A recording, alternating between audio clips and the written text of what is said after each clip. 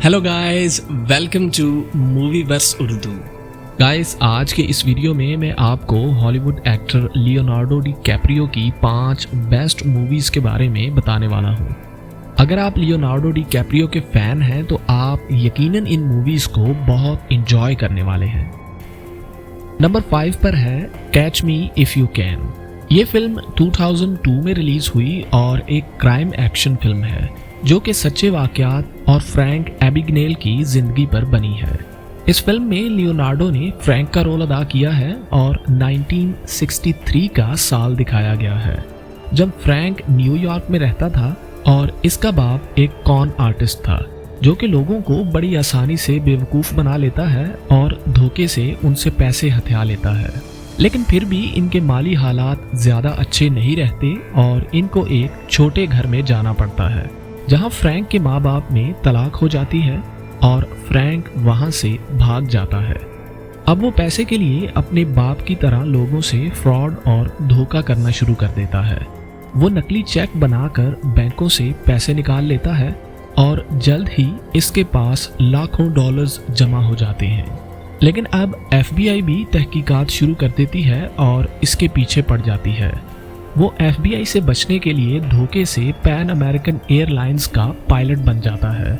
लेकिन यहाँ भी FBI के पहुँचने पर वो एक नकली डॉक्टर बन जाता है। आखिरकार एक दफ़ा जब एक FBI एजेंट इसे पकड़ लेता है तो वो खुद को सीक्रेट सर्विस एजेंट बताकर वहाँ से भी भाग जाता है। नंबर 4 पर है द रेवेनेंट। ये फिल्म 2015 में रिलीज़ हुई थी और ये एक एडवेंचर सर्वाइवल फिल्म है। इस फिल्म में लियोनार्डो डी कैप्रियो ने ह्यू ग्लास का रोल अदा किया है जो कि 1823 में एक शिकारी था।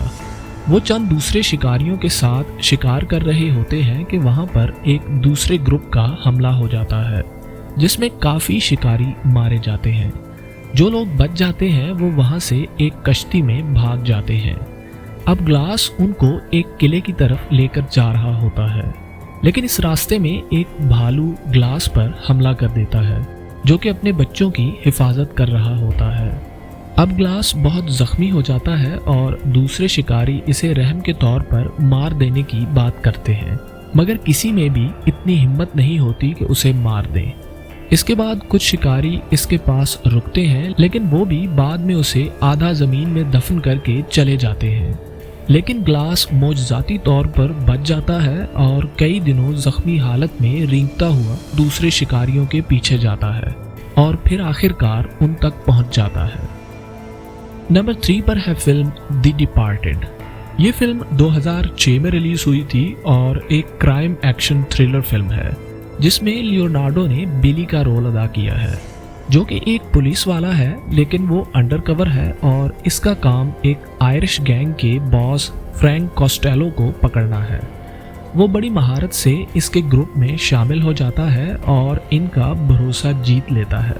फ्रैंक कोस्टेलो चोरी किए हुए माइक्रो प्रोसेसर्स हांगकांग में बेचने वाला होता है जिसके बारे में बिली पुलिस को बता देता है। लेकिन इस डील से फ्रैंक कोस्टेलो को पता चल जाता है कि इसके गैंग में कोई जासूस शामिल है जो कि इसकी खबरें पुलिस को दे रहा है। जबकि इसी दौरान बिली और पुलिस को भी ये मालूम होता है कि पुलिस में भी कोई गद्दार शामिल है जो कि उनके सारे प्लान फ्रैंक कोस्टेलो को बता रहा है। वो जासूस कॉलिन होता है जिसे फ्रैंक ने पुलिस में जासूसी और खबरें हासिल करने के लिए भर्ती करवाया होता है।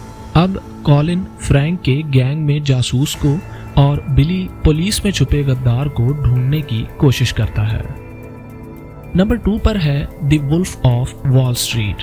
ये फिल्म 2013 में रिलीज हुई थी और ये एक क्राइम बायोग्राफिकल फिल्म है और जॉर्डन बेलफोर्ड की जिंदगी और सच्चे वाकयात पर बनाई गई है। इस फिल्म में दिखाया गया है कि कैसे एक स्टॉक ब्रोकर जॉर्डन बेलफोर्ड जो कि बड़ी तेज़ी से तरक्की करते हुए बहुत अमीर हो जाता है और एक बहुत बड़ी कंपनी खोल लेता है। लेकिन ये सब वो लोगों से फ्रॉड और धोखे के ज़रिए बनाता है। जल्द ही उसके राज खुलना शुरू हो जाते हैं और उसके खिलाफ तहकीकात शुरू हो जाती हैं। ये फिल्म जॉर्डन बेलफोर्ड की ज़िंदगी पर बनाई गई है और सच्चे वाकयात पर मबनी है। नंबर 1 पर है द इंसेप्शन। ये फिल्म 2010 में बनी और एक साइंस फिक्शन फिल्म है जिसमें लियोनार्डो डी कैप्रियो ने कॉब का रोल अदा किया है। इस फिल्म में दिखाया गया है कि कॉब एक प्रोफेशनल एक्सट्रैक्टर है जो कि ड्रीम शेयरिंग टेक्नोलॉजी का इस्तेमाल करते हुए लोगों के दिमाग से सोते हुए कीमती इंफॉर्मेशन निकाल लेता है। अब इसका नया क्लाइंट सेटो कॉब को एक इंतहाई मुश्किल काम देता है। इसे सेटो के दुश्मन मॉरिस फिशर जो कि मर चुका होता है उसके बेटे रॉबर्ट फिशर के दिमाग में एक आइडिया डालना होता है। वो आइडिया ये होता है कि वो अपने बाप की कंपनी को बेच दे और इसका बिजनेस खत्म कर दे। अब कॉब इस मिशन के लिए चंद लोगों को इकट्ठा करता है और इसे पूरा करने की कोशिश करता है। That's it for now guys। अगर आप टॉप मूवीज लिस्ट और लेटेस्ट मूवी रिव्यूज देखना चाहते हैं तो अभी हमारे YouTube चैनल को सब्सक्राइब करें।